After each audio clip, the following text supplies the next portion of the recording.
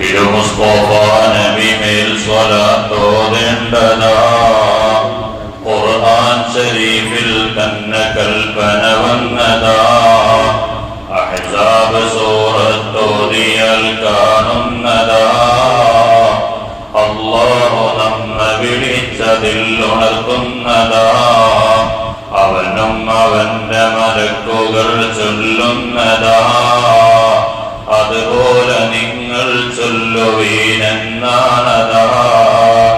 ഇബാദത്തെല്ലാം റബ്ബ് കൽപ്പിച്ചെങ്കിലോ സ്വലാത്തിലുള്ളൊരു രീതിയില്ലതിലൊന്നിലോ ആദ്യം അവൻ തന്നെ ഏറ്റെടുത്തൊരു കാര്യമാ പിന്നീട് അവന്റെ അംലാക്ക് ചെയ്തൊരു കൃത്യമാ പിന്നാണവൻ നമ്മോടതും കൽപ്പിച്ചത് ഇതുപോലെ പറയാൻ ഏത് അമലാണുള്ളത്. ബഹുമാനപ്പെട്ട തലവസ്ഥാദ് പാടിയ വരികളാണ് ഞാൻ നിങ്ങളോട് ഓർമ്മപ്പെടുത്തിയത്. അതിന്റെ ഒരു മഹത്വമാണ്. ആദ്യം അവൻ തന്നെ ഏറ്റെടുത്തൊരു കാര്യമാണ്, പിന്നീട് അവന്റെ അംലാക്ക് ചെയ്തൊരു കൃത്യമാണ്, പിന്നാണ് അവൻ നമ്മോടതും കൽപ്പിച്ചത് എന്ന് പറഞ്ഞാൽ ഇന്നല്ലാഹ വ മലായികതഹു യുസല്ലൂന അലൻ നബി, അല്ലാഹു തആല അവന്റെ മലക്കുകൾ ഒക്കെ ഹബീബായ മുഹമ്മദ് നബി സ്വല്ലല്ലാഹു അലൈഹി വസല്ലമ തങ്ങളുടെ പേരിൽ സ്വലാത്ത് ചൊല്ലുന്നു.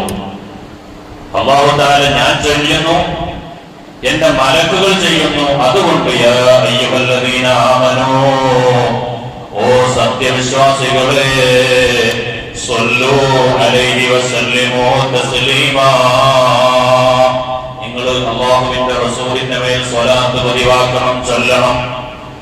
ഇതുപോലെ നിസ്കാരം ഏറ്റവും മഹത്തായ ഒരു കർമ്മമാണ്. ഹജ്ജ് മറ്റൊരു കർമ്മമാണ്, മറ്റൊരു കർമ്മമാണ്. എന്നാൽ ഇതിലൊന്നും അല്ലാഹ് സ്വീകരിച്ച വഴിയല്ല സ്വലാത്തിന്റെ കാര്യത്തിൽ അല്ലാഹ് സ്വീകരിച്ചത്. ഞാൻ നിസ്കരിക്കുന്നു, ഞാൻ എന്റെ മലക്കുകൾ നിസ്കരിക്കുന്നു, അതുകൊണ്ട് നിങ്ങൾ നിസ്കരിക്കണമെന്നല്ല പറഞ്ഞത്. അങ്ങനെ ഖുർആനിൽ അല്ലാഹ് പറഞ്ഞത് നമുക്ക് കാണാൻ സാധ്യമല്ല. അതുപോലെ ഞാനും എന്റെ മലക്കുകളും ഹജ്ജ് ചെയ്തിട്ടുണ്ട്, ചെയ്യുന്നുണ്ട്, അതുകൊണ്ട് നിങ്ങൾ ചെയ്യണേ എന്ന കൽപ്പന ഖുർആനിലില്ല.